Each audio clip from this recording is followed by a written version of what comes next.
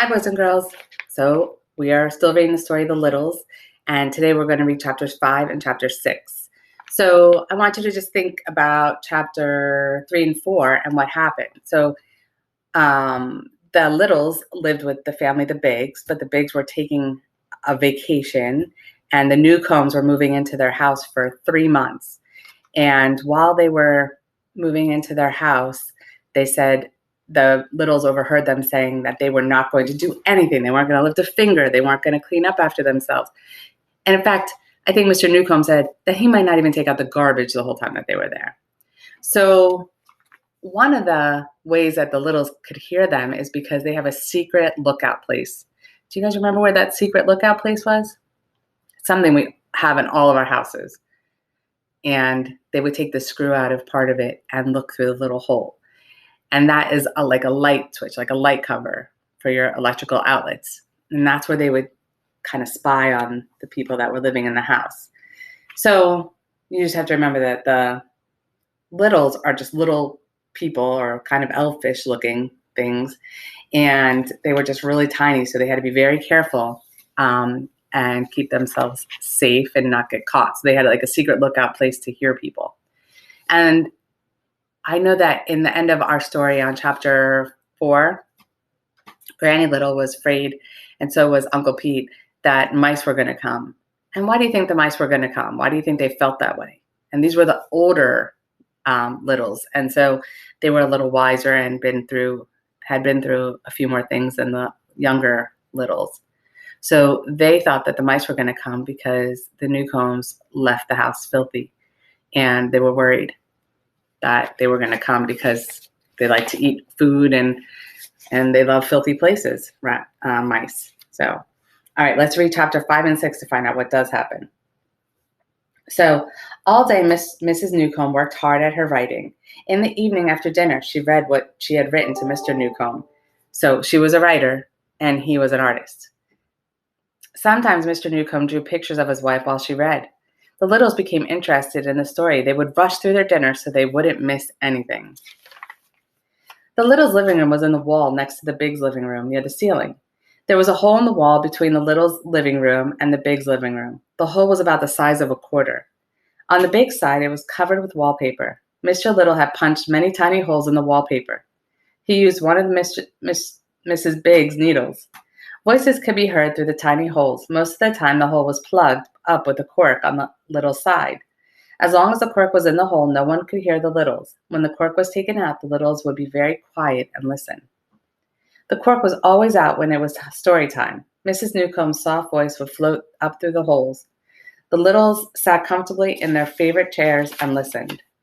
Sometimes, Mrs. Newcomb read until it was past Lucy and Tom's bedtime.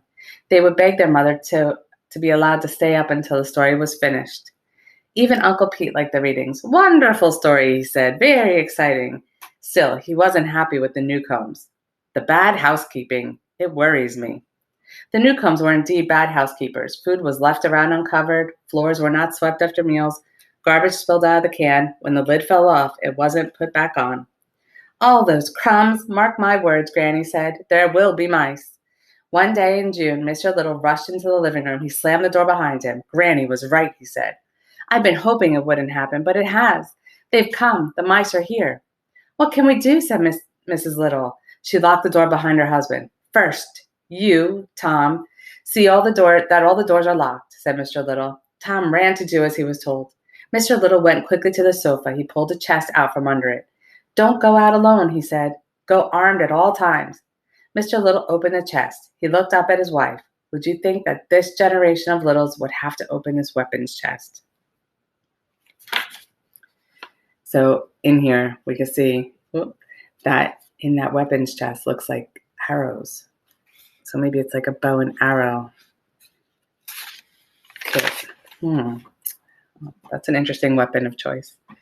Mrs. Little shook her head sadly. But Father, said Lucy, I don't know how to use a bow and arrow. Uncle Pete will teach you and Tom how to shoot, said Mr. Little. He was a crack shot during the mice invasion of 1935. And crack shot means he was good at aiming. Uncle Pete, my father, and their brothers held off the mice from this very room until help arrived from the Smalls down the road.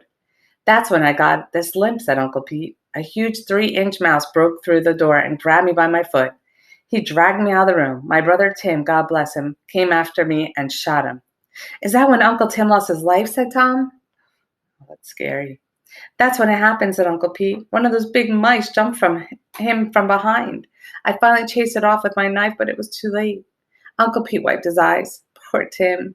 He was the only little we lost in that terrible year. We won't go looking for trouble with the mice, said Mr. Little. These weapons are for protection only. He brought out a bow with a quiver of arrows from the chest. On the wooden bow was carved, made in 1825 by Chase B. Little. Suppose they come after us, said Tom. He picked up the bow and tried to put the string on it. Maybe they won't, said Mr. Little, as long as there's plenty to eat. I'm for going out and attacking them, said Uncle Pete. Teach them a lesson before they start to bother us. The way I figure it, said Mr. Little, after a while the Newcombs are bound to find out that they're mice. When they do, they'll set traps, and that'll be the end of that. Boys and girls, do you think that the Newcombs are going to realize that there's mice there? They're kind of oblivious to everything. Only thing they really focus on is eating hamburgers, writing, and drawing, or painting, whatever it is that Mr. Newcomb does. Every night, we're on chapter 6, every night for a week, Mr. Little and Tom watched the Newcombs at dinner.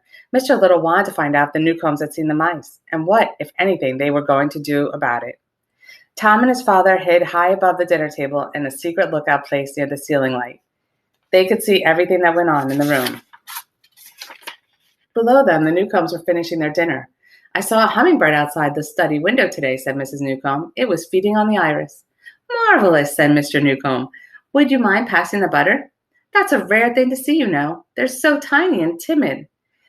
And fast, said Mrs. Newcomb. I moved closer to the window for a better look, and it was gone in a flash. Mr. Newcomb sipped his coffee. Dear, don't you think this coffee is a bit weak again? Mrs. Newcomb nodded. What's the bird that sounds like a rusty iron gate? Above them, the Littles listened. The Newcombs talked about many things, but as usual, neither one said anything about the mice. Let's go, said Mr. Little to Tom. They haven't seen the mice. Father and son climbed out of the lookout place. They walked across the ceiling between the rafters. Both were armed. Tom was carrying a bow and a quiver full of arrows. Mr. Little had a sword. He was carrying a lighted candle. What can we do? Said Tom. The Newcombs see birds everywhere outside the house, but inside where the mice are, they see nothing. Are they blind or something? Mr. Little sighed.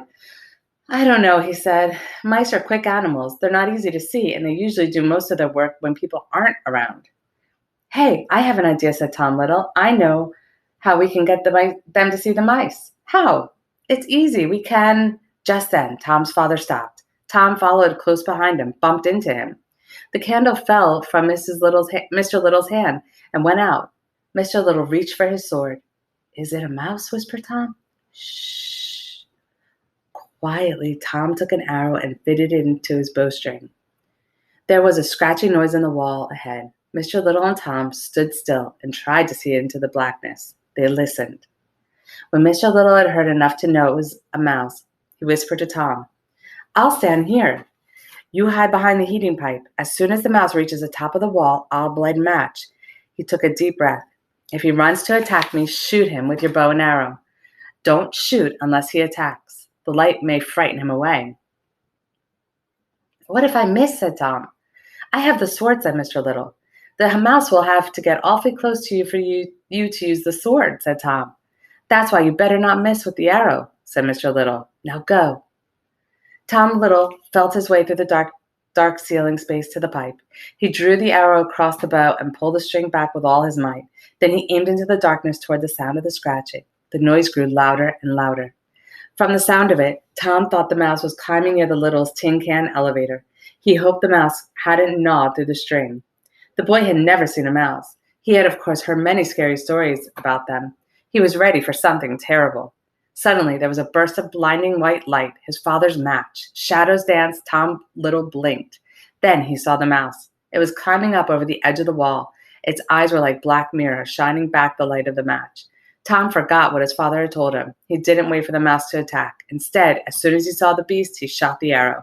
It flew through the air and struck the mouse in the foreleg. The mouse squealed. See that? He was awfully close to that mouse. Nuts, yelled Tom. I forgot. He shot another arrow. By the time the mouse had climbed over the wall, as it struggled to its feet, the second arrow hit it in the rump. It squealed louder. The arrows didn't stop the mouse. It crawled toward the light. A low, snarling growl came from deep in its throat. Mr. Little stood his ground in the middle of the ceiling space, 4 feet away from the oncoming mouse. In one hand, he held the sword at arm's length, pointed at the mouse. In the other, he held the burning match high over his head like a torch. Then he lowered the match torch and pointed it at the mouse. Suddenly, the mouse turned and limped away. That was very close. I wonder who would win that match, because they look about the same size, but I'm glad that the mouse went away. Why do you think the mouse went away? That's something to think about. So the mouse was able to get away, and we found out that Tom could use a bow and arrow. And I guess we're going to have to wait and see if the Newcombs ever realize that they have mice in the house. We'll have to wait and see until the next chapter. So it was good talking and good reading to you guys today. And I miss you guys. And I'll read chapters 7 and 8 tomorrow. So stay tuned and think about what will happen next. Bye.